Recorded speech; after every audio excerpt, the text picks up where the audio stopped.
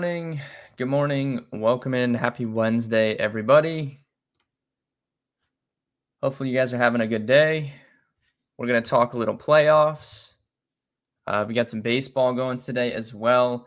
I think Steve is going to join around 11:30 like he normally does, and we'll kind of go through some stuff there, maybe look at our FSGA teams, talk about the new SportWise feature that we debuted last week. Nathan, good morning. So I mean, I already made a video about it, so I don't want to get too deep on it, but this tush push thing, I mean, this is just out of control. I mean, I don't know any other way to put it.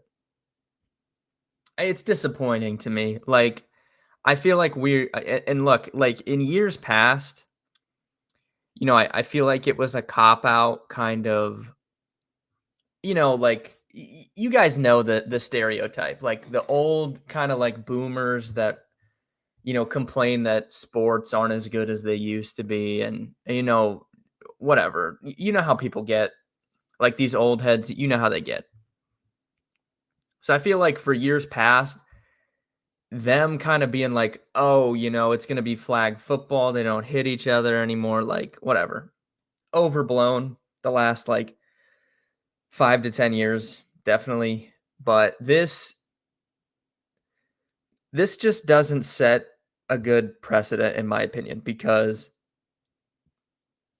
it's a made up thing, right? Like the Packers proposed this rule change, citing that it's because of my issue with it is it's a cop out answer. Like the Packers, and I said this in my video I made earlier.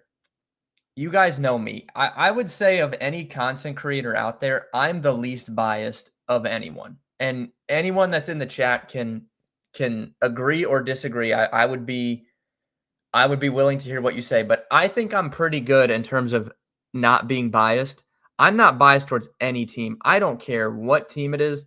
I will bet on them, root for them. I don't care. I could care less. But the reason I have a problem with this is a cop out from the Packers, and I'm going to start hating on the Packers. I'm going to become a Packers hater.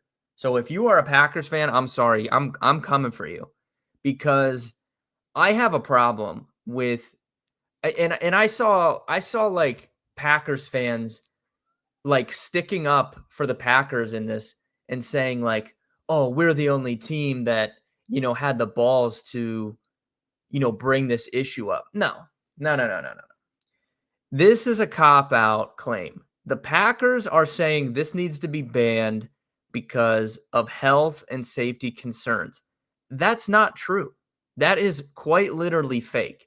There is not one single piece of evidence that shows that that is a dangerous football play or that people get hurt during that play. There's nothing.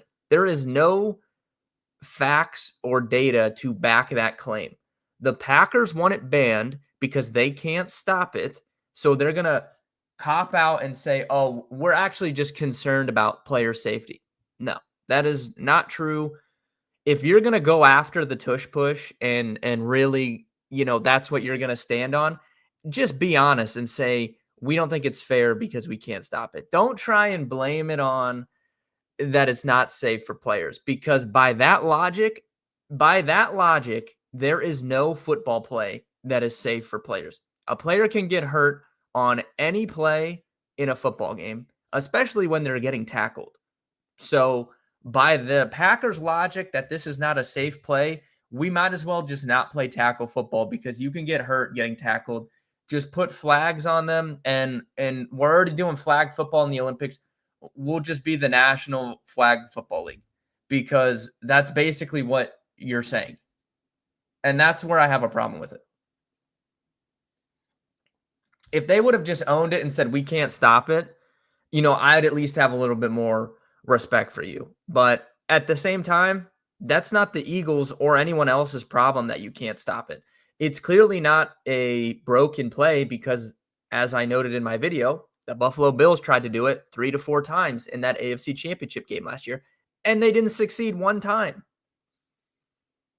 Other teams have tried to do this, and they can't do it consistently. So how is it a broken play? If it was a broken play, every single team would do it, and it would work every single time. That's not what happened. So both of those claims are just not true.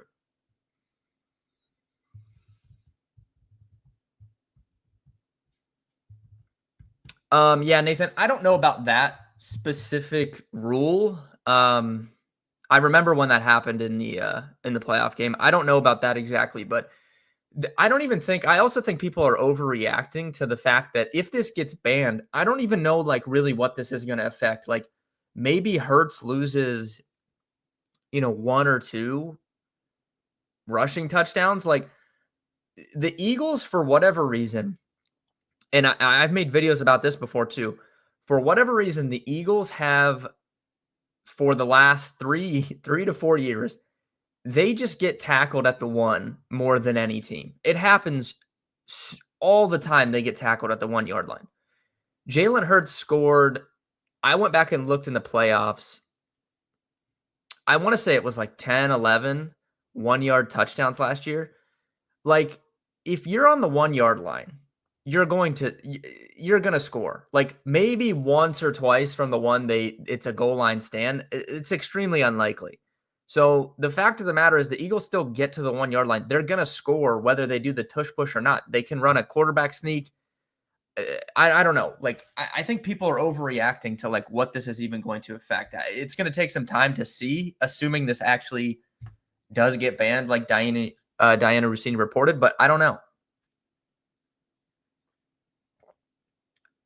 I saw Kelsey went to Minnesota because some owner. Yeah, I don't know. I didn't see that part, Ryan. I did see that Kelsey's there speaking about it today. Saquon was tackled at the 111 times and scored none of them. Yeah, I mean, it's not going to change anything. They're just going to run a quarterback sneak. I don't know. The whole thing is stupid. But again, my beef with it is not even that no one can stop it. If you want to ban it, just say it's because we can't stop it. Don't try and cop out and say that you're concerned. Don't try and make it like this, like this player empowerment thing. Like, oh, we're really just concerned about the player's safety. No, you're not. You don't care. You just care that you can't stop it, and you're worried that you're gonna play the Eagles in the playoffs and they're gonna beat you. Like, just speak it like it is. What a joke. I don't know. It's just ridiculous, in my opinion. Anyways, if you guys have another opinion on that, you could drop it in the chat. I mean, I'm open to people that think it should be banned. I just would question why you think it should be banned. Because as I've clearly pointed out, there is no data to back up that anyone gets hurt doing that play. So do not come in this chat and tell me that it's to prevent people from getting hurt. Just please don't. One team should not get punished because they can do something better than everyone else. Like, as I tweeted earlier, then the NBA should ban dunking. You're just opening up like. All right, I'm done. I'm done talking about it. We're moving on. Moving on from the tush push. Basketball tonight. So last night I told you guys I didn't want to bet on the game last night. Like a side of the game. I wanted to kind of see how the first game played out. I did say my favorite bet of the day yesterday was Anthony Edwards over 11.5 rebounds plus assists. He got hurt and missed a little chunk of the game. He still went over that line, so that was a winner. I think he finished with 12. I also said we could go back to Julius Randle points. I mean, he had like 18 I think he had 18 in the first half. He started the game 5 of 6 from 3. Which was insane. I mean, he was just on fire. And then I also said that I liked SGA over. I think his line was 6.5 assists.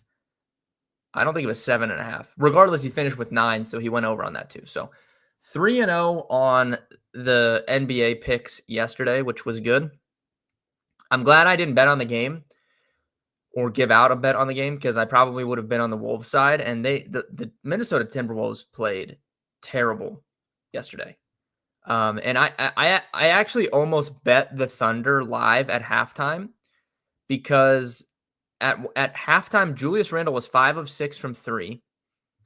SGA had made 2 field goals, and the Thunder were only down 4. And I was like, that is just not a good sign, for the Wolves. And they just didn't play good. Anthony Edwards did nothing in the fourth quarter. I think that's going to change moving into the next game.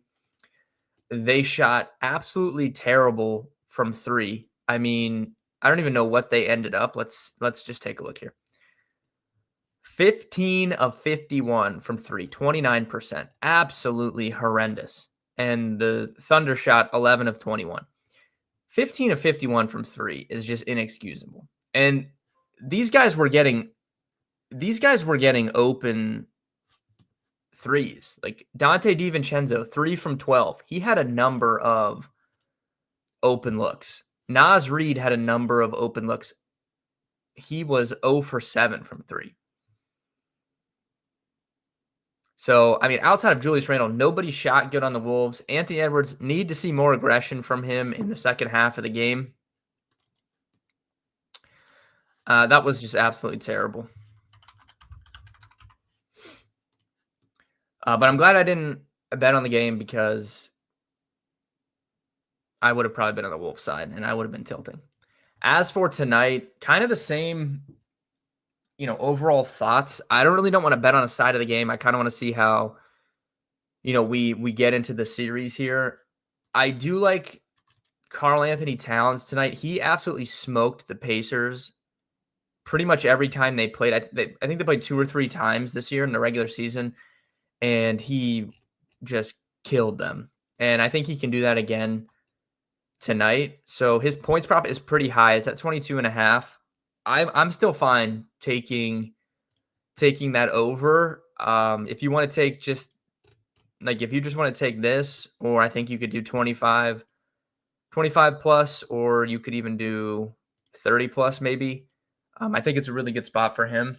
So I'll be looking for Towns tonight to have a big game.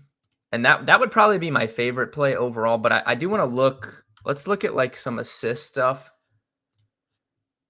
We were taking, so if you guys remember, we hit Halliburton under assists multiple times, winning bets in that Cavs series. The Cavs did a very good job. The only thing the Cavs did well in that series was take away his passing lanes. I mean, they got absolutely smoked other than that. So I kind of want to see how New York is going to defend him in this series. But if we look at just the playoffs, Pacers. So just for the overall playoffs, Halliburton is averaging 15 potential assists per game. If we look at that series against the Cavs, he was down to 13. So they did limit him in some aspect, and then Nembhard was up to 12 in that series, whereas Nembhard is at 9 for the entire playoffs. So I kind of want to wait and see how the Knicks are going to defend him and kind of what data we can take from this game tonight. Let's look at here. We'll look at the Knicks real quick in that aspect, and then we'll look at rebounds. Knicks. So Brunson for the playoffs, averaging 13 potential assists per game, 12.9, same difference. Josh Hart at 9, and then Bridges is third all the way down at 4.7. If we look at just the last round against Boston, Brunson was up to 13, Hart at 9, and Bridges at kind of the same thing. So Boston did try to force him at least a little bit to be more of a playmaker, but once Tatum got hurt, those 2 games, that kind of just like went out the window. The Celtics defense does take a big hit without Tatum on the floor. So let's look at rebound chances. And just out of curiosity, we'll look at the assist line here. Halliburton's at 8.5. Brunson's at 7.5. All right, so let's look at the Pacers rebound chances per game in the playoffs. Miles Turner leads the team at 13.7, so almost 14. Pascal Siakam is second with 10. You also have Aaron Nesmith at 10, and then Halliburton down at 8. Let's look at rebounding props. Turner is at 6.5. Siakam at 6.5. Nesmith at 5.5. Let's flip over and look at the Knicks.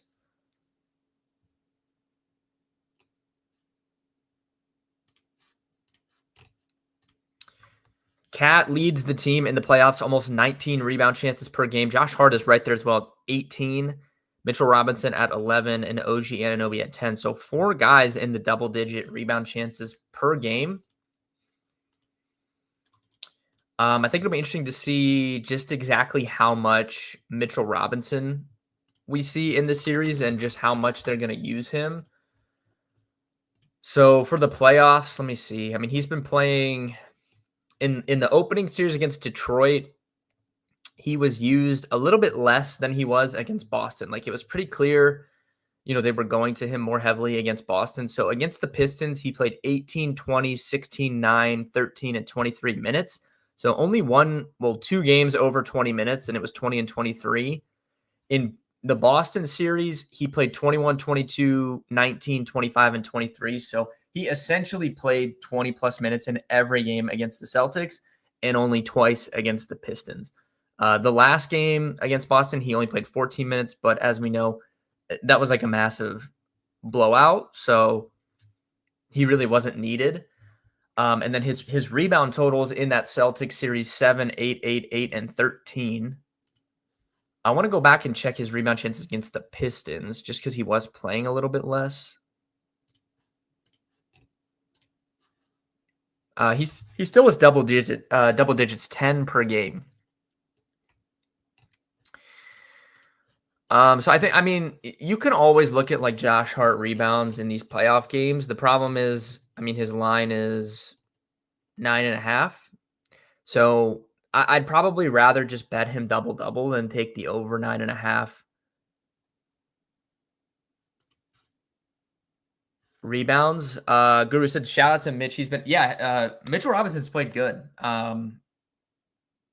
He's played really good. I can't deny that. He has played great. His rebound props at 6.5. Definitely would be interested in that. I don't know. Like, the problem is I kind of want to see, like I said, is he going to play the minutes he played against Detroit, or is he going to play the minutes that he played against Boston? I really just don't know. So it's tough for me to bet on the unknown. I would say that 6.5 rebound number looks good for him, but I'll probably hold off and just wait and see, how much we see from him. He came back so late in the season, or the regular season. He didn't play against the Pacers in any of those games. So, I don't have I can't even go back and look at, earlier games this season against the Pacers and see how many minutes he played because he was out due to injury. So probably a wait and see, but definitely want to keep my eye on Mitchell Robinson in specific's role and kind of see what we get from him.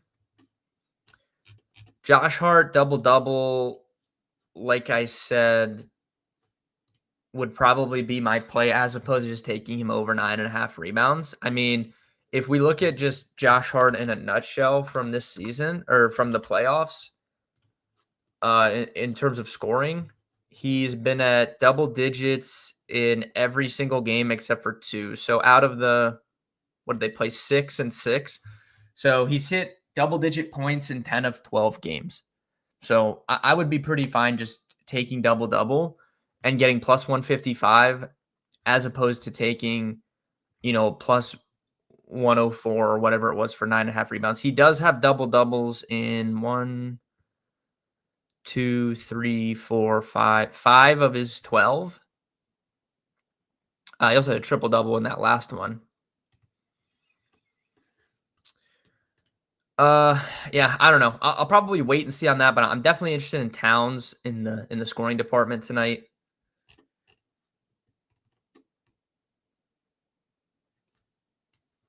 Trying to think of like any other angles coming into the game that I think will be interesting to watch.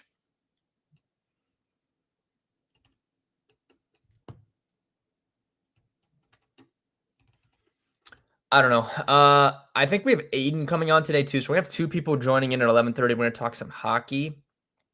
Let's look at base. I'll look at baseball quickly before they jump in here. Cade Horton is starting for the Cubs. I kind of wanted to look into him. So he was one of their top prospects. We've only seen him a little bit this season. 57% fastball, 23% sweeper. Let me see. So the sweeper, he's getting a 30% whiff rate on, which is pretty good. But fastball has been not great. But like I said, this is very small sample size. But the fastball has not been good, to be quite honest with you. Now, this is a good matchup, obviously, against the Marlins. But if we looked into the Marlins, I'm sure they have some decent fastball hitters. So quickly, I'm going to look at the Marlins' expected stats and then go from there.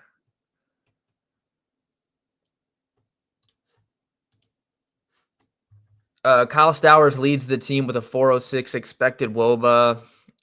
I mean, that's just pretty bad after that. Augustine Ramirez, 366. Otto Lopez, 358. I mean, this team is just so bad. I guess like I don't know. Let's look at Otto Lopez against fastballs. What do we got here? So Otto Lopez only has a 27% hard hit rate this year. I mean, what are we doing? Against fastballs, 235 batting average, 330 expected. So that's pretty good. Last year he had pretty good numbers against fastballs too. So I don't know. Maybe if you want to get cheeky, you could look at like Otto Lopez to record a hit, or if you want to get really weird, do his hits, runs, RBIs. I mean, he is batting in the middle of the order, so theoretically he could be up with some guys on base. Can we count on Augustine Ramirez and Eric Wagaman to get on base? I don't know, but hey, Otto Lopez might be a look. Out of curiosity, wonder what the Marlins team total is. Let's take a look at that. 3.5. I would be interested. Miami Marlins over 3.5 runs. That would be interesting to me. That's something I could get behind and maybe consider that. Hunter Brown, Taj Bradley, good pitching matchup there. Really not trying to get in front of Hunter Brown at the moment, though, so I would definitely lean the Astros side of that game. Our old friend Sagano throwing for the Orioles tonight. This guy, I feel like he's gotten like a little bit better. His advanced stats aren't quite as bad as they were, but he still gets literally no strikeouts. 13.9% strikeout rate is just terrible. Is Marlins over 3.5 at -142 juicy? Probably not. You could probably just, I don't know, like maybe pair that with like one of these guys to get a hit, and you would get obviously plus money. I don't know. I'd have to think about that, but it's probably fine. Nothing else really sticking out.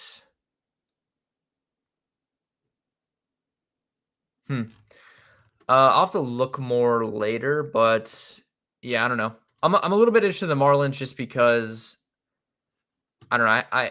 I liked Cade Horton in the minors, but seems like he's going to need some time to adjust. Hasn't been super great. I think Steve is in here, so I'm gonna add him in, and then I think Aiden will be joining here in a little bit as well.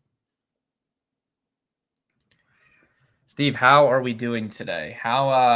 Oh man, I can't wait to get your thoughts on some of this hockey that's been going on. Yeah, it's been good, and it's good to see it, Ben. It's good to see everybody. Excited for another pod, and yeah, I'm really excited to talk hockey. Excited to talk baseball as well. I think we need to do a bit of a deep dive on my fantasy team. Yeah, I was gonna say we might have to look at that. And I know so once before Aiden gets in here real quick, what please give me your opinion on the tush push, because I mean I've went on multiple rants about this already today. Like, whether that should be allowed or not. Yeah, and the fact that the Packers are just copping out and acting like they're banning it because of player safety when really they're just mad that they can't stop it. Yeah. Well, I think it reminds me a lot of like a rugby scrum, and um, the difference in a rugby scrum is you're locked when you start on the scrum on the scrimmage line. So, like, to me, the NFL has gone away from, the perceived science, of bringing out the chains and measuring the ball and the drama of like bringing the chains out and it's an inch short and then the players react. And so, like, I look at it and I'm like, whether it's 1 yard or not, like, it's pretty much a guarantee. Like, you might as well just give them the touchdown. So, Yeah. I don't know. Like, banning it, I don't really um uh I don't really, think that is going to really do much, because you're not precise anywhere else. So, but also it's kind of the least interesting play in football these days. Yeah. I mean I can understand like the it's not fun to watch aspect of it, which I think Guru and Chat said that earlier, but I feel like you're just opening a can of worms. Like if you're saying you're banning this because of player safety, you could quite literally ban any football play because anyone can get hurt getting tackled. So like where are we drawing the line here? Yeah, and like, at the end of the day, it's entertainment.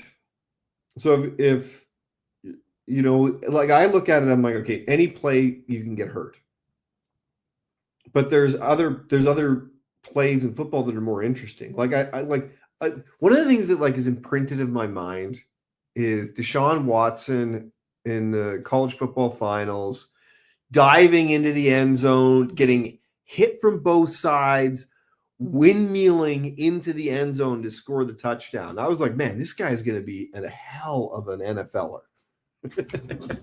Yeah. He, he he was for a little bit and then whew, I don't know. So, you look at that play and you're like he should have been injured. Like, that was Mhm. wild to see, like, the human body do that. So I'm like, yeah, those plays, I think it's worth the sacrifice. But, like, if you're just a big pile up and then the quarterback's going to just like extend his arms out over the top and get break the plane, like, that's just not interesting. And then you get all these guys climbing on top of each other and spraining ankles and knees. I kind of, although the safety side of things, I think you're right. Like, every play is dangerous. This one is limited value, limited entertainment value. Like, you might as well just Mhm. give him the touchdown. Yeah. And I mean, like you said, I think Jalen Hurts he scored like 12 or 13 1-yard touchdowns last year. Like, are you really telling me that they're not going to score from the 1-yard line? Like maybe once or twice they somehow get stopped. I don't know, but I don't think it's really gonna change much. I think Aiden's back here. So if you guys don't know, first time guest, I'm gonna bring him in and we'll talk some hockey. Aiden, welcome to the stream. I think this is your first time ever joining. I think this is the first time we've ever had 3 people on here, to be honest. Yeah, thanks for having me. Yep, first long time listener, first time caller. There we go. All right, let me switch this. We'll just look at the hockey stuff. So, Okay, well, why don't we do a quick intro for Aiden? yeah, So yes. Aiden, tell us who you are, since the people have gotten to know Steve over the last few weeks. So you can do a little intro for us too. All right, well, like Steve, I work for Rolling Insights and I am on the tech team. So I am a developer on our data feeds project, which I'm sure you guys have heard about before. But other than that, I am a avid hockey fan. I've refed hockey for about 15 years here, and I'm a diehard Oilers fan. So yeah, that's a little bit about me there. Quickly, what project are you working on right now? Just on the data feed side, just to kind of little plug for our upcoming new sport. Yeah, so right now I've been working on our collection engine for English soccer. So we got the Premier League, Spanish La Liga, and Italian Serie A coming up. So any of those soccer fans out there, anyone building Yeah. anything, that sport's coming. So connect with us if you need data. Data feeds is there to help you. Yeah, and I feel like soccer, I say this all the time. Soccer has like the least amount of time off, I feel like. And those guys play, I mean, they'll get like a day off, like if they sometimes during the week, if they have games during the week. But I mean, those guys rarely miss games due to like rest purposes. And they're only off from like June, July, and then it starts again at the end of August. So I don't know why they're not complaining because they run around more than anybody. You learn a lot as we kind of bring these sports on. I'm sure Aiden can even speak to it more.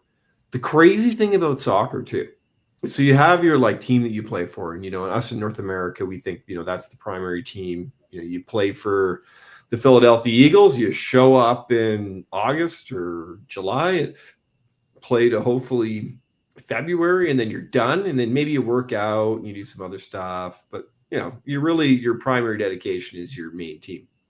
In soccer, they're playing on like 2 or 3 different leagues, different teams throughout the year. There's breaks to go and play international competition. It is wild how much soccer they play.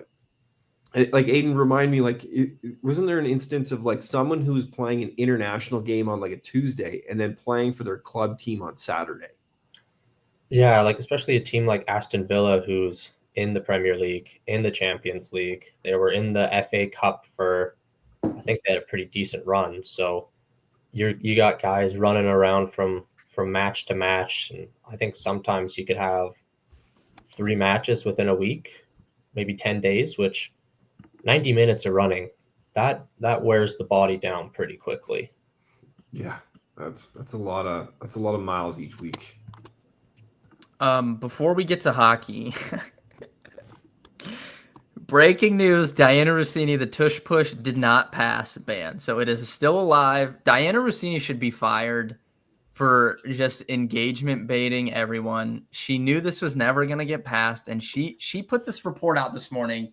This was like a definitive report. She's like, it's going to get banned, and then it didn't get banned. So this just tells me she was engagement farming. She should be fired from the Athletic, but more importantly, justice is served, and we can move on from this now. I literally wasted 40 minutes of my day ranting about this. We could have a whole nother conversation on like how to make it more interesting at the very least. Yeah. Well, now they'll probably come back and add stuff to the proposal or whatever, and we'll be talking about this 1 year from now. Just remember, May 21st of 2026. Me, Steve, and Aiden will be here on the stream, and we will be talking about this same exact thing because time is a flat circle. But all right, we can get to hockey now. So I'll let you guys cook on this a little bit because I really haven't talked much hockey.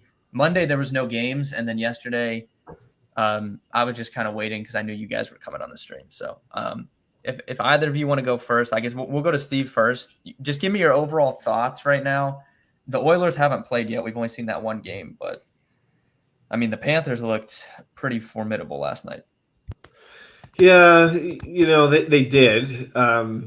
There is something in the NHL where if you come off a series that's run longer, you have the momentum from the last series carrying into the next one. And the team that's been sitting for the extra few days normally has a tough time in that first game to get back up to that level again.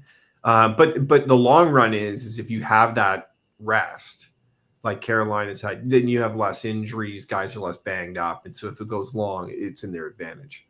So I wouldn't read too much into last night. And I actually thought it was good because the Hurricanes had some pushback. They're not really known as a team to like get into the rat pit with the Rats. And they were right in there last night. I know some were criticizing that that's not their identity, so they should stay out of it. But I think they're a hard-nosed, hard-checking team. And if you want to get in and beat the Rats, you gotta get in the rat pit with them. You got to get in the rat pit and with Brad Marchand and beat him at his own game. So I think that there's a lot more to come in that series. It kind of actually went as I expected. All right, Aiden, what about you? Thoughts on that series, and then you can kind of lead us in here and give me a little preview of what you think's coming tonight with the Oilers and Stars. Yeah, like I think the Florida Panthers they're just such a deep team, even with the potential Makachuk injury. I think people were saying he's still hurt from that Brandon Hagel fight at the Four Nations. And ever since then, he hasn't been quite the same with his mobility. But even still, they got a lot of guys on that team, right? So if we're doing a guy off, like you could list a lot of people on the Panthers, and they just have they play a certain style where they kind of bend, but you give them one opportunity and they kind of pounce on it. And we saw that a few times last night where I think it was the Ghost of Spear broke somebody's ankles with the one move on the blue line and then turn over, and that went straight into the back of their net. So Yeah. the Florida Panthers are they're inevitable. They're coming. I think it won't be as big of a gap as it was last night in every game. I think Carolina will definitely get a couple and make this a closer series, because I think the way Rod Brind'Amour coaches, like they have such a structured team and they're a well-oiled machine. So they'll definitely have a good bounce back game. So yeah, we'll see.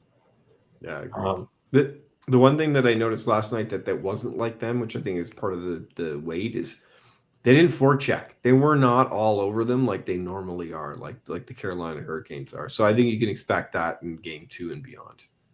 Absolutely.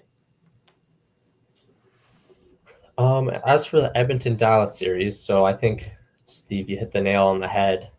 With these playoffs, it's nice to get the rest, especially with a team like Edmonton, who is older and they were pretty banged up to start the playoffs, and I still don't think they're 100%. But on the flip side, my Oilers, for whatever reason, game ones never go well. I think the last series against Vegas was a one-off, and they never play well after a break. All-Star break, Four Nations break, Christmas break. I don't know what it is, but it normally takes them a game to get rolling. So it's kind of been fortunate they haven't had any 2-day gaps, and they've just been able to roll one game after the other. So I'm expecting this Dallas team to kind of have a good showing tonight, and Edmonton might not look great in the first, but I'd expect them to slowly kind of wake up and get rolling again. Yeah, I agree. I actually, before we move on too much analysis, I want to take a step back to the Stars Jets series. And for those non-hockey fans out there, you know, like you for some reason, hockey just has the best storylines. Like you can make movies out of this stuff. So before the final game, for those that aren't aware, Mark Scheifele, he's the number one center for the Jets. His dad passes away unexpectedly. I believe the rumor is that he had a kind of a heart attack in his sleep. So wake up in the morning, his dad's passed away. That's game day. Game 6, they have to win to stay alive. He makes the decision to play. You know, there isn't a dry eye in the entire arena. Scheifele scores the first goal. So it looks like, I've got goosebumps. It looks like it's going to be this storybook, can't even write it for a movie type of night. The game goes on. You know, it's tied. There's about a minute left, or maybe 14 seconds left. I can't remember exactly, but less than a minute left. Puck comes back to the point. Scheifele bobbles it. Sam Steele's on a breakaway. Scheifele has to take him down, takes a penalty. They come back into OT, and Hartley scores while Scheifele's sitting in the box. Like the drama around hockey, I don't know why every year, but it is just like unlike any other sport, with the way that off ice and on ice get connected, the way that the rivalries occur. We don't get that in the regular season in hockey. It's kind of, I would say, pretty professional and mundane and generic. But the playoffs, you know, it was wild. That was a wild finish. I feel for Scheifele and the Scheifele family. That would have been a tough weekend. Yeah, definitely. I didn't even know about that. Yeah, it was pretty wild. But okay, so back to the, you know, I think Aiden set the Stars Oilers series up pretty well. I was thinking, since we have a Oilers expert on, and Aiden and I often go back and forth on the quality of the construction of the Oilers hockey team with the Edmonton Oilers, let's go position by position and kind of compare them. Because I think that it'll be really interesting to see Aiden's thoughts on how they stack up against the Stars. Yeah, so I take it I away. think position by position, first and foremost, we got to start with forwards when we're talking about Edmonton. This group, for some reason, well, not for some reason, but this season they've had a lot of depth scoring success in this playoffs. Last season, we saw McDavid, Draisaitl kind of carrying the load. This season, they've been able to kind of take maybe not lesser roles, but a step back and focus on more of the details of the game rather than leading the charge offensively, which has been very helpful this year. And that kind of contrast. I would say that was probably the number one difference in the Vegas series. Absolutely. And I'd say that it even contrasts with Dallas, where they've got Rantanen this year, which was crazy, 2 blockbuster trades for the same player in the same season. Never happens. And where he's kind of been leading the charge and seems to be the odds-on favorite for the Conn Smythe that voting was done today. And it seems that Dallas's depth scoring has kind of dried up. Like, I think I read a stat, Wyatt Johnston is minus 13 at 5-on-5. I think Duchesne, him, and Robertson have maybe 4 or 5 combined 5-on-5 goals, and they aren't getting the depth scoring. But their top line, I think it's Granlund, Hintz, and Rantanen. So the finish line, that's the line that's been kind of burning their oppositions lately. So I think as long as their depth doesn't wake up and Edmonton's depth is able to continue, it'd probably be an edge to the Oilers on the forwards. Yeah, I would agree with that. I agree. Anytime you have McDavid and Draisaitl, you're probably going to win the position. That's just a winner. I mean, yeah. Okay, defense. I think this one's pretty obvious. Yeah, defense, Heiskanen, number 1 for sure. I'm assuming he's still 100%. I didn't get a good watch of some of those Dallas games when he returned. I know they were playing 11-7, so 11 forwards, 7D to kind of lean him in to regular minutes again. I'd expect they're probably going to go 12-6, which is the more traditional lineup. Now that Heiskanen's back, so he'll probably be his usual minute muncher self. The problem with Dallas last year was they weren't able to rely on their full defense core against the Oilers in the Western Conference Final. And I think that was kind of their downfall because Edmonton just kind of skated them into the ground. They were only playing 4 defensemen and they just got worn out, and eventually that cost them the series. This year, I'm unsure if that'll be the same case. They added Cody Ceci. He's a fine top 6 defenseman. He gets the job done. Hopefully the Oilers are able to exploit him a little bit since they're all buddies and they kind of know his tendencies. But I'd say their defense core is a lot better this year. They have a lot more options. Like, I think Dumba was scratched on the line rushes, so he's a solid bottom pairing defenseman if need be. This Bichelle kid is a monster.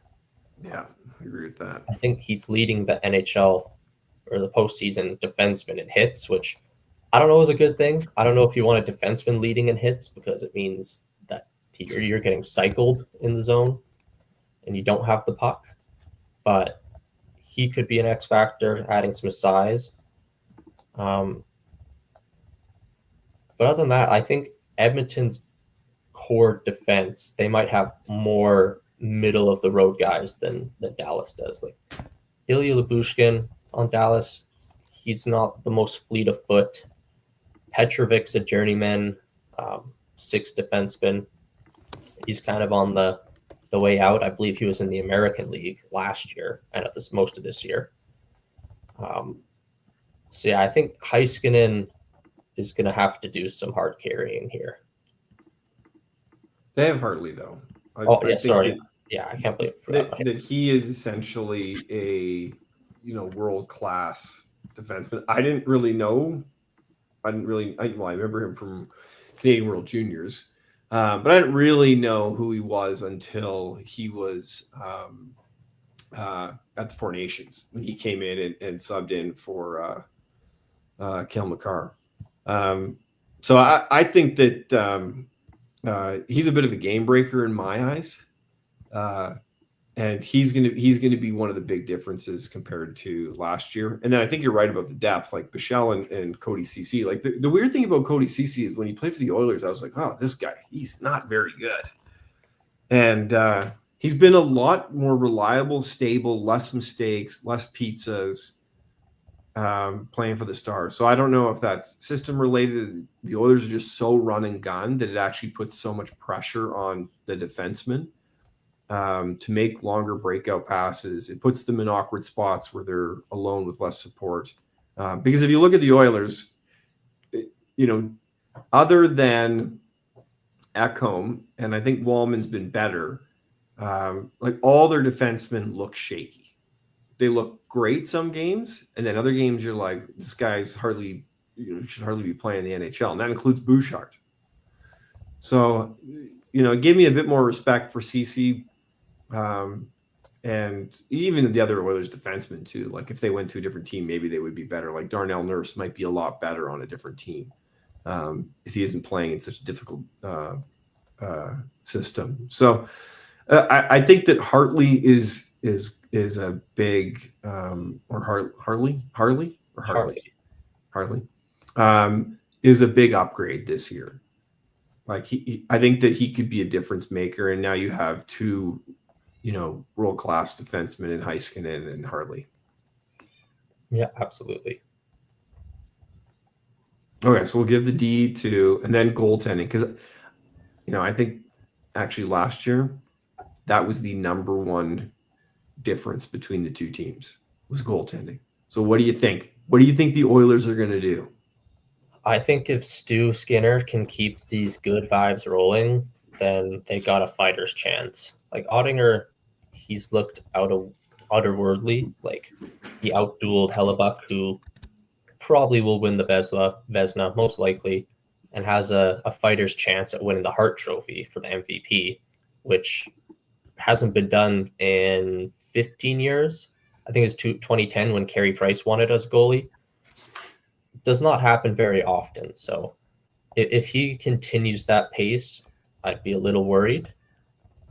Because we might end up just getting goalied every game. But he was started, I think last year, the first two rounds, he kind of was on the similar pace. Like he was very good round one, very good round two. And then Edmonton kind of figured him out a little bit. And maybe that was the porous defense where they kind of found their opportunities and their grade A scoring chances and were able to execute on it. So it'll be interesting to see what Jake Ottinger shows up. Yeah, I agree. I think it'll be really interesting. I think that is really going to be the what it comes down to in the series is who wins the goaltending battle. If Ottinger comes out and plays great and the Oilers goalies are kind of, maybe I won't call them shaky because I actually don't think they've been that shaky.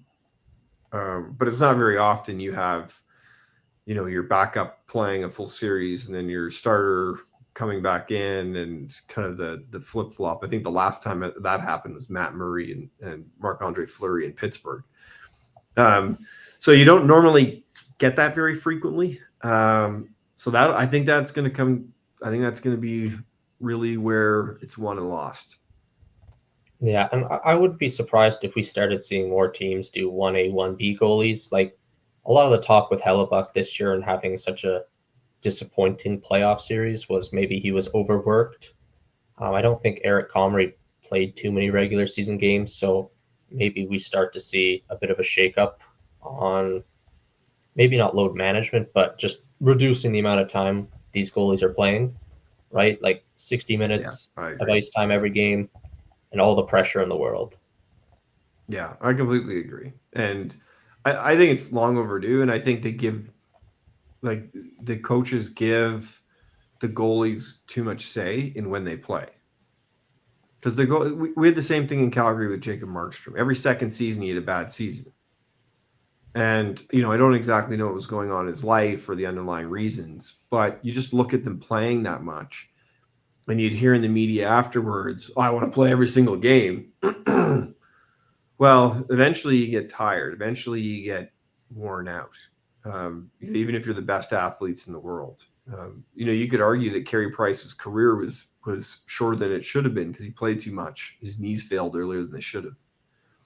So I agree with you. Like, I think there's just so many good goalies now. Like, it is quite a bit of a difference to have an elite person who can kind of go in and shoulder that pressure.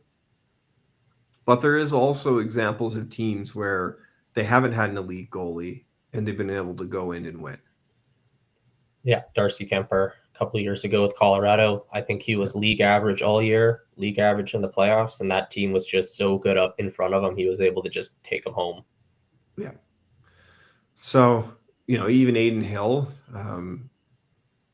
he's an example of that. Really good team in front of him. Big guy, good goalie, but, he's not Ottinger or Hellebuck. Yeah, for sure. Even Dustin Wolf in Calgary. Little plug for my Flames. All right, so I want to get I don't know, just like goal score predictions from you guys. If you were watching the stream earlier, we were talking about this Marlins bet. I don't really know what's going on here. It was minus 138 when we were talking about it. Now it's minus 154. So I don't know. Do with that what you will. Goal scorers, and then what's your guys' thoughts? First period over in the Edmonton Dallas game. So I don't know if I've ever told you guys this, but for the last 2 years, obviously the Kings have played the Oilers 3 years in a row. And it just goes over 1.5 goals every single time in the first period. I don't know why. I think it was at one point 8 of 11 games or something against the Kings. It had went over in the first period. And then it just went over again 3 of the last 5 against Vegas when they just had that last series. So for whatever reason, Oilers games always seem to go over 1.5 first period. What would your thoughts be on that? And then you guys can give me maybe some goal scorer predictions as well. Yeah, Edmonton Oiler hockey is high event hockey. So I'm not surprised to hear that those are the results. I would expect probably the over is likely safe. I wouldn't be shocked if Dallas came out and banged 2 or 3 home right away, and then Edmonton maybe countered with 1 late in the period. So yeah, I feel like that's probably safe. And for goal scorers, if you're feeling a little frisky, historically, every time an ex-Oiler plays Edmonton, they score. So I'm looking at Cody Ceci. If you want to sprinkle a little bit on him, I'm sure the odds 16 to 1. Look at this. Yeah. Oh my God. Now that's up my alley. Now we're talking. Yeah. Little fun fact, for whatever reason as well, when he was an Oiler, he was our Mr. Game 7. He got two big Game 7 goals, one against LA a couple years ago. I forget who the other one was against. And then Game 7 of the Stanley Cup Final, he had the Hail Mary assist to Janmark, who buried it on that chance. So he's a big game player. So not the worst idea to sprinkle some there. I think Rantanen, Robertson, Wyatt Johnston are all pretty juicy guarantees. And where's McDavid's plus 160? That's also pretty juicy. Yeah, I thought it'd be up there with Draisaitl.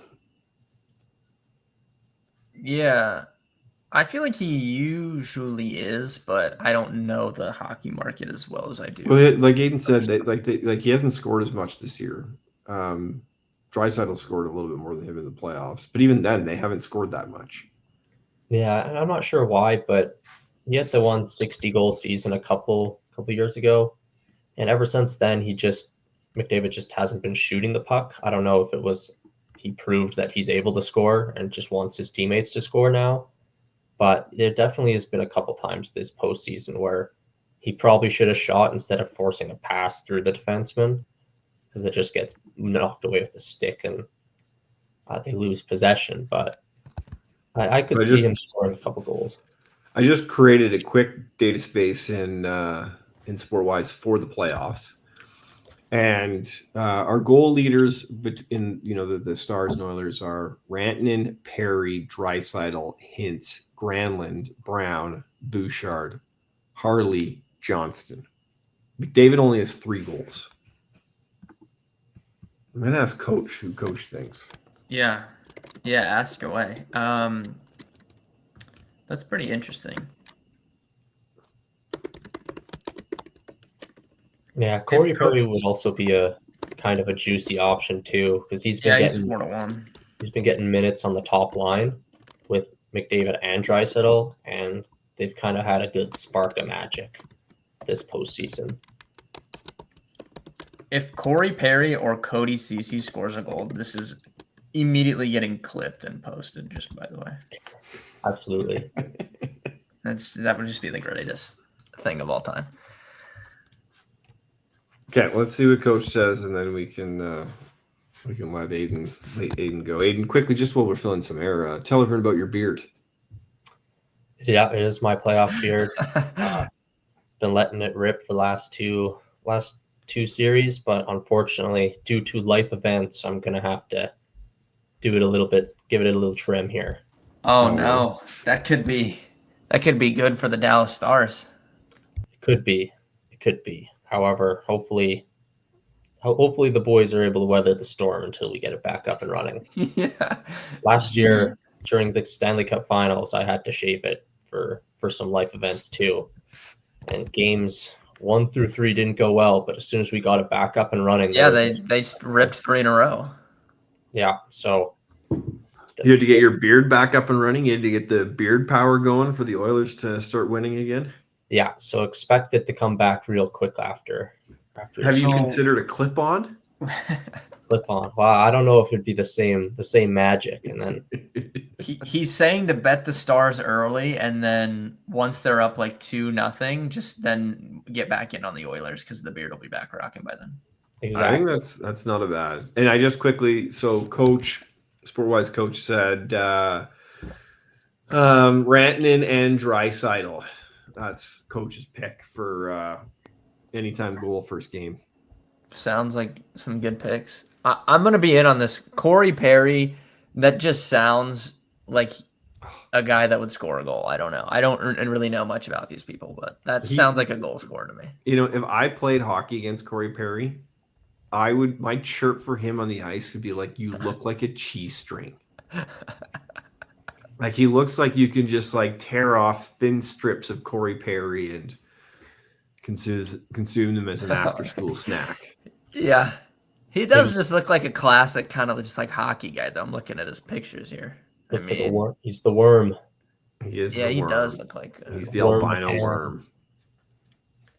But one of the things that I think is interesting, and like just to set the stage. Okay, let's assume, not advocating for this at all, the Oilers win, the Panthers win. I would like to see Hurricane Stars final, but let's just assume that the Panthers and Oilers have a rematch in the Stanley Cup final.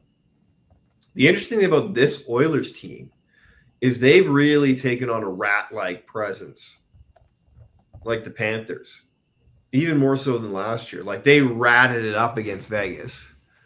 They ratted it up against the Kings. And so then you head into the Stanley Cup finals of those two teams, 2 rat teams. Like that would be a rat pit. And if it gets to it. And home ice is in the West this year because Dallas and Edmonton both finished ahead of Florida and Carolina in the standings. So this is the year you got to make it because Rogers Place home ice advantage is massive. Yeah. that is a rat pit. Rats outside, rats inside. The When Terror Dome. when was the last time that there was like a rematch in the Stanley Cup final? Like, does that happen often? Was it Detroit Pittsburgh? Yeah, I think it was Detroit Pittsburgh. I don't think Coach would know this, otherwise I'd ask Coach, but I'll ask. So I was trying to think, like, I would assume it would be like obviously like when Pittsburgh went, and then like I don't know, the Blackhawks, they went like quite a few times, didn't they? And for that little stretch, I didn't know like if they ever had played the same team. Well, in the back in the day, you had the Oilers Islanders. They had a few in a row. I think like this is something easy to answer really quickly. Yeah. Oh, I just think it's interesting because the NFL just had, Chiefs Eagles, and that wasn't, a rematch. It was like there was a year in between, right? Yeah. I can't think of a time where it was back to back though. Yeah, that's what I'm Minus saying. Because 80s. even for the NFL, like to have a rematch two at like 1 year and then a year off, and then the same teams again the third year, like that's still pretty interesting. So I didn't know if it happens often in hockey. I didn't think it did, but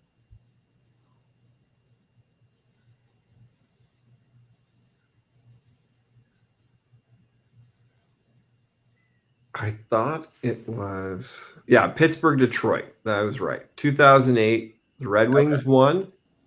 2009, the Penguins won. wow. So maybe Panthers won and then the Oilers win Aiden this year. Huh? How about that? That'd be outstanding. This would be the third Cup final appearance for the Panthers, and if you draw any comparisons in the sport world, like they're normally mimics each other. Tampa Bay had the 3 Cup finals in a row, and they lost their third one. I think because they were so beat up and tired, and bodies just. You need the summer to recover after some of these long runs. Yeah. And that's kind of like the point we've been making. Rahan in the chat, hello. So if you guys don't know, this is our friend from England that just discovered. I don't remember how he found our stream. He just typed in like sports stream or something one day and found us. And now he tunes in sometimes from England.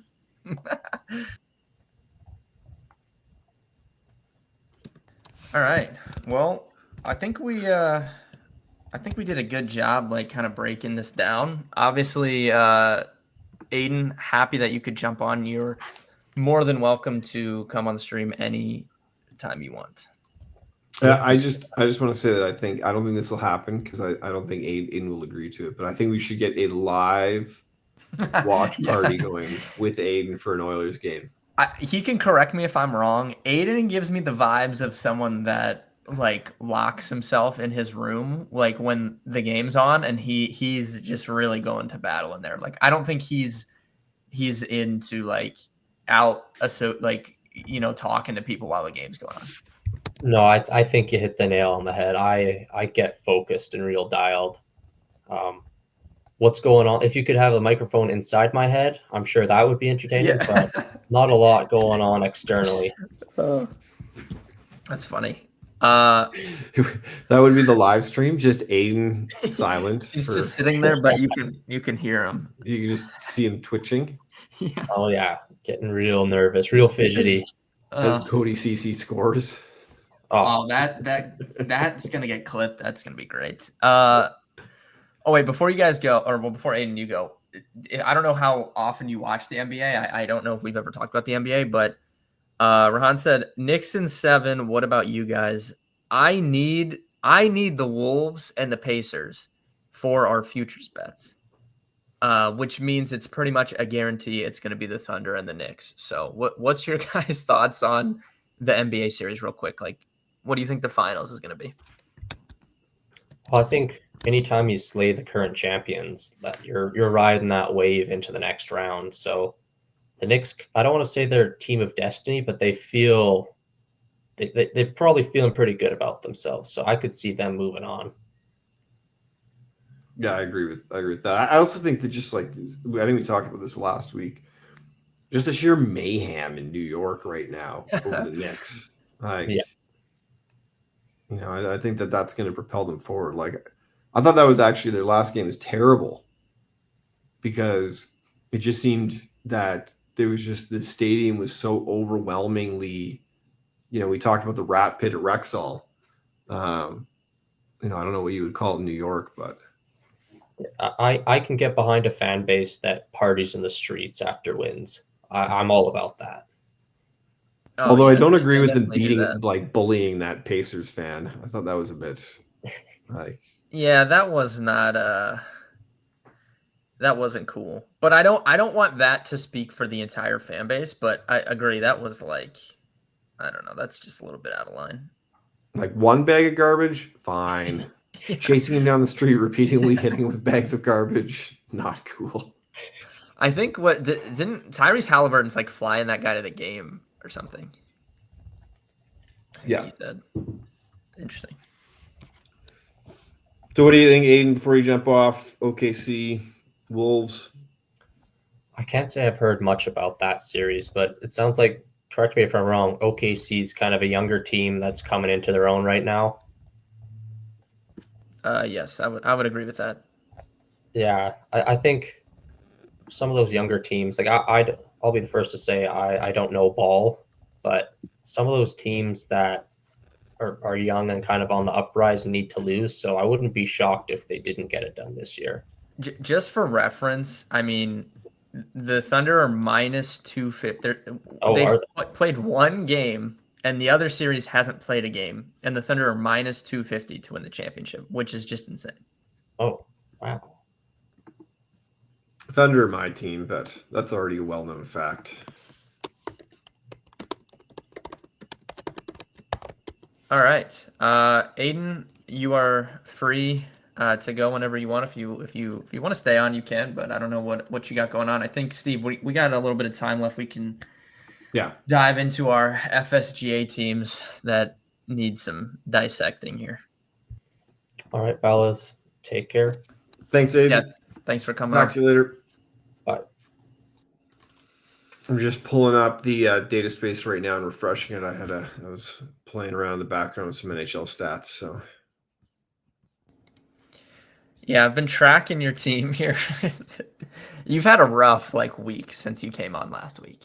It has been really rough. Why don't we look at the standings first while this loads? And yeah, here I'll pull those up and then you can. Okay, sounds good. You can bring yours up after. Let's do this. Let me zoom in. All right, so as you guys can see in the standings here, if you've followed along the streams, we've looked at this league for the last month or so, since whenever Steve and I switched from recording a video to him coming on the live stream. We have been looking at this league every Wednesday. I want to say I was around 6th place when we started looking at this, and then you were in 8th, I think, or 9th. Yep. And our teams have went in opposite directions, although you've just really been hurt by the injury bug for the majority of the season. There's really nothing you can do about that. Yeah. I've in got both my leagues, it's crazy. Yeah. I've been able to hold strong at 3rd, and it's kind of like a 3-team race for 3rd. And then there's a big gap after go-to guys at 90. There's a pretty big gap to the rest of the teams. So I would say the top 5 is pretty settled for the time being. And then it's kind of just going from there. The only thing I'll say that, because I went and looked at the, and I haven't looked at it in the last few days, but I looked mid last week, because for those that are out there, when you're in these season-long leagues, there comes a point where you can't catch anybody anymore. The gap is just too big. This year, May 21st, so we're just under 2 months into the season, I actually think that it's a lot tighter when you look at them. So if you look at go-to guys, 10 days ago, they were in 10th. And now they're in 4th. Yeah. If you go look, I think I got distracted. I'm sorry. I just noticed that Yahoo. What is going on with this Yahoo team? What is? Well, I was gonna say, I meant to do this. I forgot. Go look at Yahoo. Does he even have players in? What is this? What does this mean? Why is this red? I've never seen this. I think that he's not meeting the minimum pitching innings. He's only had 800 innings. Yeah. So go What? click on his team. Wait, Go click on. what is this? Okay, so he's got Travis d'Arnaud, Henry Davis, Michael Toglia, Julian, Ellie De La Cruz, Rengifo, Volpe, Torkelson, Edmund, Harris, Kelnick, Melendez. Yeah, I don't even think. I'm pretty sure. Yeah, Melendez is not in the MLB currently. He's at AAA. Yeah. Outman was in AAA. Okay, he just went back to AAA. So we've got two outfielders that are not currently playing. And then the pitching is, well, Tyler Glasnow's been hurt for weeks. He's got him in there still. This guy needs to, so this is who we need to target. How do I see the list of owners? What's this guy's name? If you That is go on back up to league, I think you can see, or maybe it's team. Actually, no, if you go team, go team. Info? No, sorry, reports. Wrong one. Reports. Rosters. Top one. Rosters. Okay. So, and if I remember, he was the guy that ran in last minute because they were going to give. He was Travis, like late. Yeah, they were going to fill a spot. He's at the very bottom. You can just okay. Right so he's not Yahoo Sports. He's just Yahoo, right? Yeah. So Yahoo Sports, so, Dan. He's not Dan. It was Dan that ran in late, so it was Yahoo. Okay, so it's Andrew Machado. Yeah. Andrew Machado. I don't think I have you on Twitter. Wherever you're at, we need to do some business here. I can maybe I could offer you early access to the SportWise AI coach for, maybe we could make some deals in my favor here. And that's off the record, by the way. I don't want this is off the record comments. Yeah. Don't push this into the public. Yeah. There's not 100 viewers here, but that's okay. We need to find this guy and make some. He's active on Twitter. Where is he? Where he's on Twitter? I'm following him. Yeah, he's Machado at Machado. This guy's getting free publicity. He's a February 2008 Twitter joiner, so he's early. He's VP of Fantasy. Wait, how did he get this? How did he get this username? Just at Machado. How did he get that? He was so early. He's VP of Product at Yahoo. This guy better follow me back. This guy is responsible for Yahoo Fantasy. Okay. I don't know him. I'm sure he's a great guy. I'm sure that the reality is he's just too busy. Yes, that's what I'm getting from this. But you know what he could benefit from? A tool like SportWise, where you set up once, you go in and refresh. Yeah, he doesn't have to do any work. And then you have all your insights, and you can make these decisions in a fraction of the time. And you can highly configure it to your strategy and your approach so that you can remain competitive and in the 10th spot, like Rolling Insights number 2. I'm going to be honest with you guys. And this is nothing. I don't know Andrew Machado personally. I don't even remember really. We weren't sitting next to him at the draft, so I don't remember. We were sitting next to like Dan from CBS Sports.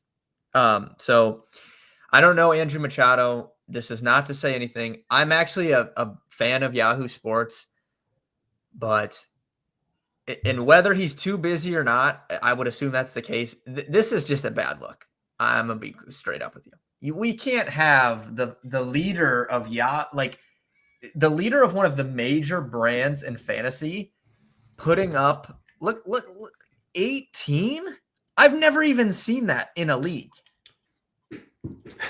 I mean, this is a bad look. Well, I'm in 11th. I'm not even in 10th. Shoot. I know, but you're right. You're at 56. Everyone in this bottom quadrant is 5 or 6, like give or take. Like you could move up or down depending on the day. Well, the other thing that's interesting, I didn't think that was possible. It's rare in these leagues. Like if you're playing in your home league with your buddies, you always have 1 or 2 teams that just stop playing or don't play or don't set their lineups.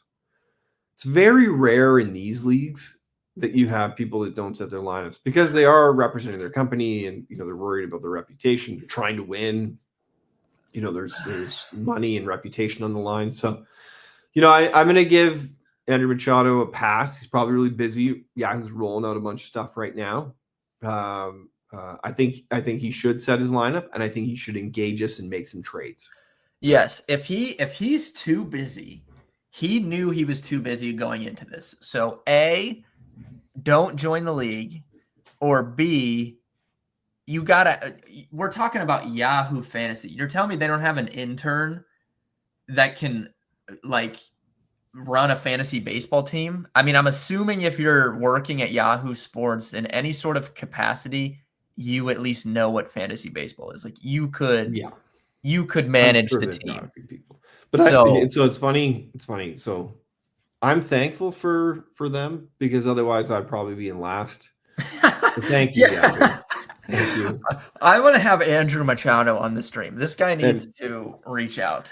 The other thing that's quite funny is so we have 2 integrations with leagues right now. We've got more that we're planning on doing, Sleeper, ESPN, etc. You got 2 integrations into SportWise right now. Yahoo and Fantrax. Fantrax is 1 point ahead. Yeah. So both of the leagues themselves, and a product that's supposed to help you win leagues, really pulling up the rear here. I would like to say that Rolling Insights #1 is doing great. And so if you're looking to evaluate SportWise as a product, look at Rolling Insights #1 as your role model. I mean, I see RotoWire at the top, and then I just see content creators taking down the high ups at, NBC Sports, Roto World, Prize Picks, Yahoo. I mean, I'm going to call out Howard. I want to see him coming at Andrew Machado on the radio and not Stephen Kenway next time. I feel like Andrew Machado should be getting chirped. Yeah. They have a short memory, those guys. They never remember the season before. But okay, let's pull up the data space. I've got it here, and then we'll take a look at our 2 teams. If they have me on the radio, I'm going to publicly call out Andrew Machado, and this will be good for business. I guarantee you, Howard will put you on the radio if you want. Yes, at the summer conference, and I'm going straight at him. I'm going to. I bet you Machado could just in this league. Tweet him right now and be like, "Hey, I want to come back on a segment and talk about the league," and they would make it happen. I know it's a good time to do that too because there's really nothing going on other than baseball. Okay, hold on. Let's. I only see StreamYard. I think you need to flip windows maybe or something. Okay, yeah, because I'm just looking. There you go. Is that better? Yeah, there you go. Okay, right. So we got I'm just focusing right now on our 2 teams. So it's just comparing our batters. A couple things that I wanted to call out. So I did make a bunch of changes this week. I think I made 5 or 6 different changes. Picked up Tim Tiawa, IKF off of injury list and in. He's been good this week. And then there was somebody else that I picked up that's been good. Picked up Trevor Larenick, Sal Frack. He's had a good week. The guy's got speed. Yeah, he just hit a home run last night too, I think. Yeah, and he's on the bags. Yeah, 9 steals. I needed that guy. Dang, I missed the boat there. Yeah, this is a classic SportWise identification. So, I feel like there's enough, as I said, we're the 3rd week of May. I feel like there's enough time, probably not to win it, but to at least climb your way back up in and recover from some of these injuries that I've had and even from some players that have performed well. The one guy that I want to talk about is Royce Lewis. Like, he's been back for 12 games now. Yeah. He's 1 home run. He's 8 hits. Batting 200. 0 stolen bases. 3 RBIs. Like, this is... Like, is he going to get optioned? I don't know. It might just be I guess, a slow comeback, I guess. I don't know. I will probably know more a week from now. It just seems crazy to me that Such a talented. We were talking about him this morning because we're loading in all the historical draft classes, and he reminded me first overall pick 2017. Yeah, You know, 2017. Wow. He was one of those guys in the draft that I was like, oh, this is one guy that I'm willing to take who has a history of injury because he might be a steal. And he has not turned out to be that for me. Yeah, interesting draft, the 2017 draft. So all I remember from that is you had Royce Lewis, Hunter Green, and Mackenzie Gore were the top 3 picks. And then I don't remember like anyone else good from that draft. Like there's MLB players from the first round of that draft, but I feel like there was a lot of like busts. Like I remember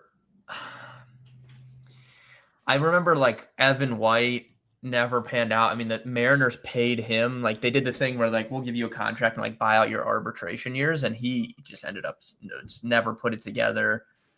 Alex Faedo and like those guys for like Detroit. I feel like there's a lot of busts in that draft, to be honest, for the first round. DL Hall was like a unicorn. Like we heard about this DL Hall character from the Orioles for years. He was always like named in trades and like you never saw him. I still don't know if has anyone ever actually put eyes on DL Hall? Is that a real person? Is he still included? I know he did get traded, I think, to like the Brewers or something. Oops. He's locked out. I think he got traded to the Brewers, but I don't know if anyone's ever seen DL Hall. Let's take it to reload. Yeah, I was going to look if he has any stats this year. I don't think he's played, but sometimes they squeak in that bat. It'd be interesting, and we'll have it soon. Is having all that draft class information in there. We can go and analyze the draft classes. I'm looking now. Brent Rooker was picked late first round. He's good. Yeah, he did get traded to the Brewers. I don't know. That guy was a unicorn for like years. Nobody ever saw him. It was like Bubba Starling for the Royals. That was another guy that you just heard of for years that was supposed to be good and we never even saw him. Nothing. 0 stats. I don't even know how he gets a ranking with 0 stats. I'll have to check the math. Maybe he made it's standard deviation. I get it. Yeah. Okay, yeah. Oh, he's on the 60-day injured list. More evidence that he's that nobody's ever seen him. Yeah. Yeah. So let's quickly look at our pitching. I know we've only got a few minutes left, but. Oh yeah, man! This is a long hour and a half stream here. I mean, just ripping it. Yeah, we're running out of time. Went deep on the Oilers Star series. That's why. That was some good stuff, though. So pitcher ranking. Your Brandon Pafad, I can never pronounce his name correctly, really rising up. Yes. And then I think it's hilarious that Nathan Eovaldi is my top pitcher. Your old guys are just carrying Eovaldi and Sonny Gray. They're just getting it done. It's crazy to me. And can we talk about my error? I don't know if you saw what I did. I did not. So obviously I had no closers in the draft. So I took the last available one, which was Jordan Romano from the Phillies. And he comes out and just is terrible. I mean, like 10 ERA. So I drop him because I'm like, this guy's just a complete bum. He's not even getting save opportunities anymore. Drop him. What happens a week after I drop him? Phillies closer popped for PEDs, out for the rest of the season. Who's closing now? Jordan Romano. Do I get him back? No. Somebody, outbids me. So I actually had a closer. He sucked. So I get rid of him, and then he becomes the closer again after our guy picked him up, of course. Just tilting. Yeah. That's why, like, in some of these leagues, like, people are probably wondering why I've got Profar still in my lineup. He's only going to play half the season because you just can't let guys go because there's such a void of talent. So yeah, Ben, I think that was a mistake. You should have held on to him and put him on the bench and survived to see how long it would go if there'd be an injury, if you get traded or whatever it might be. Yep. Learn my lesson there. It's gonna bury me. Yeah. Don't be Ben. That's what the listeners at home should Actually, no, B-Ben. Rolling Insights #1, top position in the league. I need Andrew Machado to bail me out, trade me some of these relief pitchers he's got. Yeah, that'd be good. Alrighty. All right. Thank you guys for tuning in today. Long stream, which was good. I'll be back tomorrow, same time, same place. I'm sure we'll have some hockey and basketball to talk about tomorrow, and maybe some baseball too. Oh, I have that new data space that I published to the community on Rolling Insights, so I'll bring that up tomorrow. We haven't talked about it on stream yet, so yeah, that'd be good. And remind everyone, if they want early access to Coach, SportWise, to DM Ben, and we'll get you added to the test group. Yeah. Thank you guys for tuning in, and we'll see everybody tomorrow. Talk to you later. Thanks, everybody.